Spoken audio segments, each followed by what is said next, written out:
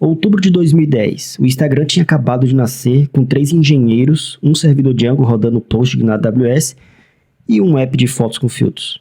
Um ano depois, 14 milhões de usuários, mais de 25 fotos por segundo, mais de 90 likes por segundo e os mesmos 3 engenheiros. E aí eles esbarraram num problema que parece simples, mas derruba sistemas inteiros. Cada foto precisa de ter um ID, um número único, que nunca se repete em nenhum servidor, em nenhum banco de dados, nunca. Com um banco só, é trivial, auto-incremente, o banco gera ID1, ID2, ID3 e assim por diante. Mas o Instagram não tinha mais um banco só, eles tinham dezenas, espalhados, e quando vários bancos geram IDs ao mesmo tempo, sem se falar, como que você vai garantir que nenhum se repita? Eles tiveram uma solução muito boa, que inclusive é referência em entrevistas de System Design até hoje.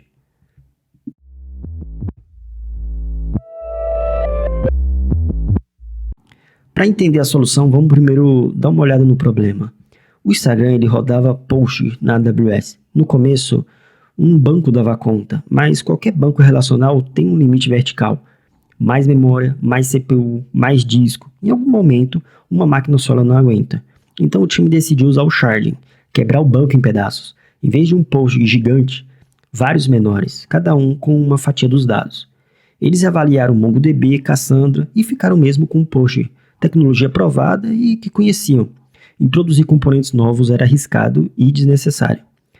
A arquitetura era vários servidores Postgre, cada um com vários esquemas internos, que no Postgre são agrupamentos lógicos dentro de um banco, cada um com suas próprias tabelas, sequences e funções. O Instagram ele criou milhares de shards lógicos mapeados para poucos shards físicos.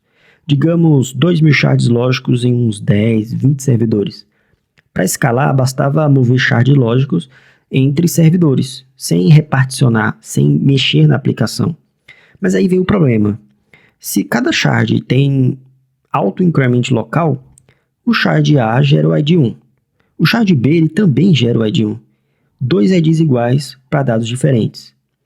E os requisitos para resolver eram específicos. IDs ordenáveis por tempo.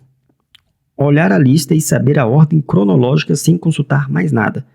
IDs de 64 bits. Índices menores, mais rápidos, compatíveis com Redis.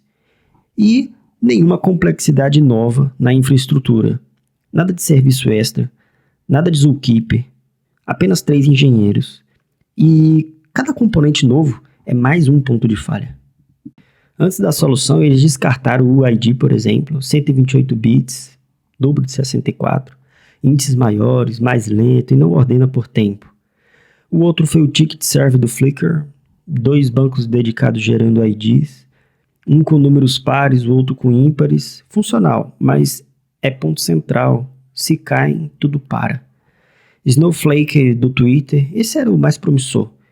Serviço dedicado que gera IDs de 64 bits, 41 bits de timestamp, 10 de machine ID, 12 de sequence.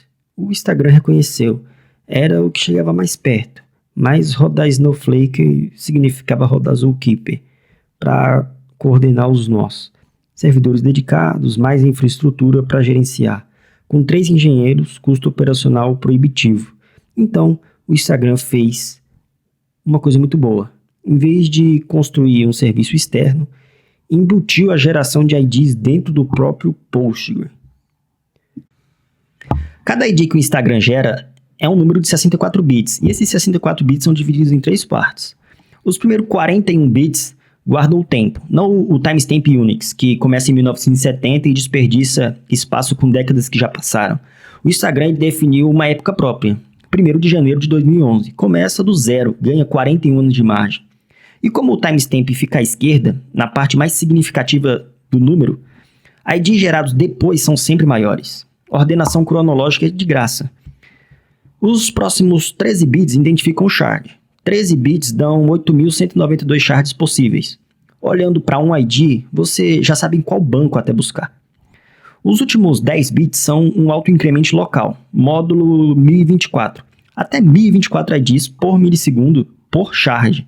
Com 2.000 shards são mais de 2 milhões por milissegundo.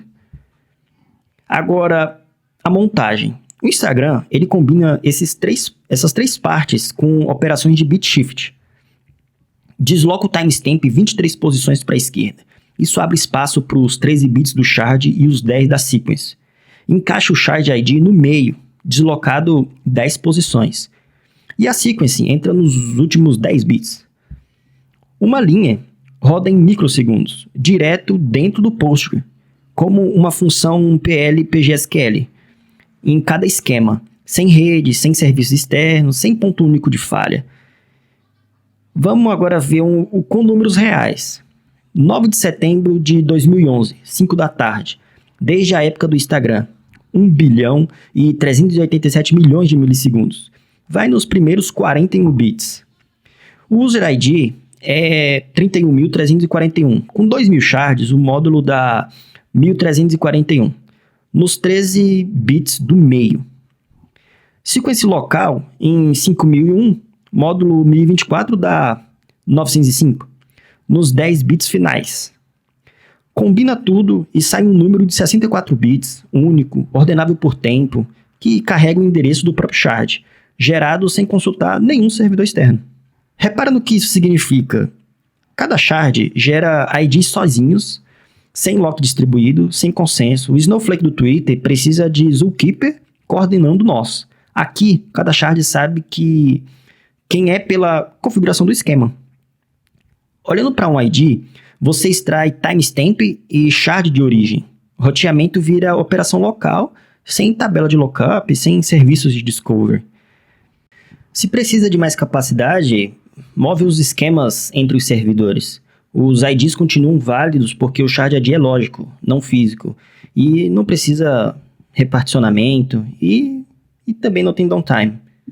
Essa abordagem não morreu em 2011. O Mastodon usa uma variação. O Discord adaptou Snowflake IDs. Tem papers de 2025 propondo versões stateless para containers efêmeros em Kubernetes. O problema é gerar identificadores únicos sem coordenação central. E isso não muda. As ferramentas mudam, mas os princípios são os mesmos. Esses três você leva para qualquer sistema. Minimizar a coordenação, cada dependência eliminada é resiliência ganha.